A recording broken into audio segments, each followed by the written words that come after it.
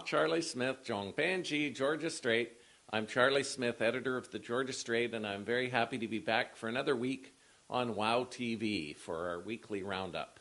I'm going to start with a story that we had in the newspaper this week, which concerns one of the biggest issues in Canada, and that's the tar sands.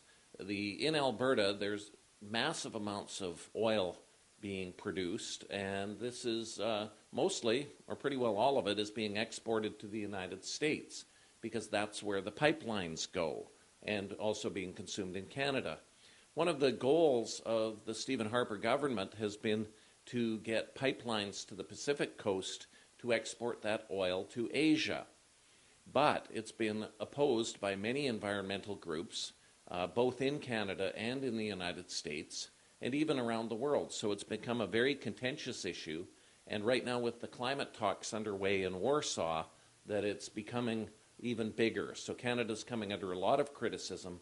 Its greenhouse gas emissions were one of the worst countries in the world in terms of meeting our targets that we've stated that we would meet. We were 38th out of 39 countries in one recent report. The only country that was worse was the tiny nation of Luxembourg in Europe. So Canada has a problem in terms of its international perception, but at the same time it wants to sell a lot of oil abroad. So one of the issues that one of the writers, Don Paley, raised was that is it possible that the environmental groups might do a deal with the tar sands industry? And we've seen this before with the fight over forestry, where environmental groups, government, and the forest industry got together, did a bunch of negotiations behind closed doors, and that resulted in the creation of the Great Bear Rainforest, which also allows some logging to continue. It also happened with the Boreal Rainforest. So there's a group called the Tar Sands Solutions Network. One of the people involved is Zipporah Berman, who's a very well-known Vancouver environmentalist, and she was involved in these other deals, and she also wrote a book about how to work. Part of the book involved how to work with industry to get them to change their behavior. So in one example, the Victoria's Secret's catalog, they were using old-growth forests from British Columbia. Zipporah Berman and her group put a lot of pressure on the company, Victoria's Secret's, to stop using the old growth, and then help the company after the fact by telling all of its supporters that now they had changed their behavior. So the question is this going to happen with the tar sands? And Zipporah Berman has said she's not going to do a deal along the lines of what happened, but one of the things that gave fodder to Don Paley in her research was there's a company called Stratfor which does business intelligence, and it has raised the prospect of some sort of agreement being reached, which would allow the industry to continue producing oil from the tar sands in Alberta, but in a way that might mollify the environmental groups. So that's a big story to watch. It's unfolding gradually over a long period of time, but it's also major in terms of putting Canada in the international spotlight, and not in a positive way. So another story, which is more on the ground here in Vancouver, involved the Hollywood Theatre. And this is a historic building built in the 1930s on West Broadway, managed for many years by the Fairley family. They sold it in 2011 to Bonus, which is a local development company. And now Bonus has applied to the City of Vancouver to convert the Hollywood Theatre into a fitness facility. They would retain some of the heritage features of the building, but a lot of the people in the neighborhood and heritage advocates want to retain the theater as a venue for theater and performing arts. So this came to a head at a public meeting at St. James Community Hall not long ago, and one of the speakers who got up and spoke in favor of preserving the Hollywood for kind of artistic uses was Bramwell Tovey, who's the music conductor of the Vancouver Symphony Orchestra.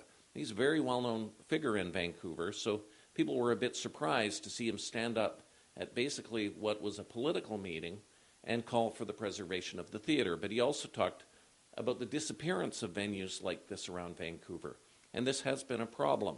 The Ridge Theatre, which was a historic theatre, very popular at the corner of West 16th and Arbutus, is now a condominium development, so it's gone. The Collingwood Theatre, which was up on Kingsway, has disappeared. The Denman Theatre in the West End no longer exists. The Granville 7 Theatre has also been shut down, and that was a major venue for the Vancouver Film Festival. So we're seeing a disappearance of theaters, and even there's a redevelopment application for the Dolphin Theatre out on East Hastings in Burnaby. So movie theaters are disappearing. Part of it is Netflix, and part of it is the multiplexes can make more money. It's very difficult to operate a single-screen theater. We still have some, though. There's the Rio, and there's also the Park Theatre. But they are disappearing, and I think with the Hollywood, it's become a flashpoint because it's a building that's, 75 years old, and people want it preserved, and they have a lot of memories of what took place there. So now, on the next issue I'm going to talk about is books. There have been an enormous number of writers coming through Vancouver. It's been a golden age, actually, recently. You've had Gwyn Dyer, who's a journalist and a war correspondent, and he's the author of a book called Climate Wars, talking about climate change. You've got Denise Chong, who wrote The Concubine's Children. She has a new book about Chinese people who came to Canada and settled in Ottawa. Denise Chong is from Vancouver and is a very celebrated writer, and she was here as part of the Inter-Asian Literary Festival. Other speakers at the opening included Evelyn Lau, who's Vancouver's poet laureate, a very well-known local writer. Larry Wong, who wrote the stories of his childhood in Chinatown. David Wong, who wrote a graphic history book about the experience of Chinese people in North America. So there was a big crowd of writers. I don't think there's ever been so many talented Chinese writers of Chinese descent who are Canadian in one room as we saw at the opening of the Inter-Asian Literary Festival, and that was in Chinatown. But also the Vancouver Writers Festival has been bringing in some big-name writers, including Zheng Chang, who's written a book about the Empress Dowager. She is a British writer of Chinese descent, one of the most famous writers of Chinese descent who writes in English in the world. They also brought in Khaled Hosseini, who's a very famous best-selling author. So there's just been, and also the Jewish Film Festival. There's that's been going on with local writer Roberta Rich, Sheila Hedy from Toronto, and lots of writers. So Vancouver has really grown in stature as a center of literary arts, and we see it all across the spectrum. You see it with the Indian Summer Festival in the summer, where they're bringing in lots of great writers. The Vancouver Writers Fest, which took place in October, and now with the Inter-Asian Literary Festival, which has just started, we're hoping to become more of a center for writers of Asian descent.